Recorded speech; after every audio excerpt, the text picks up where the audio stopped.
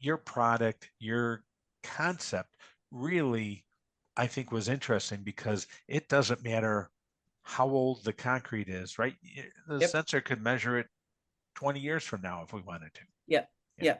So if I can comment on that very quickly, Joe, I think you do raise the very important point, right? So this sensor fundamentally different than maturity sensor because in principle, maturity does not measure strength Hmm. or mechanical property. In principle, maturity measure temperature, as you pointed out, and the Yeah. correlating temperature to hydration. Hmm. There is the fundamental challenge is number one, temperature is only indicating hydration, which is only happening at the very early age of the concrete Yeah. mixing, right? So typically 24 hours, 48 hours.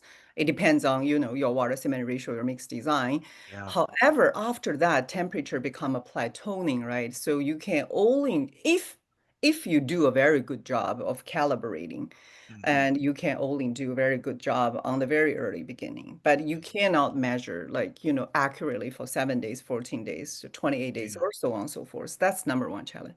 So in Yeah. contrast, what we do, so when I started doing this project, I said, first of all, I don't want correlating anything like a temperature, the moisture, right?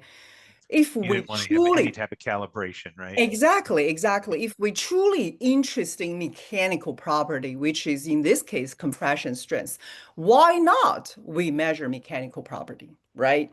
So Right. what is a true mechanical property for any material is modulus.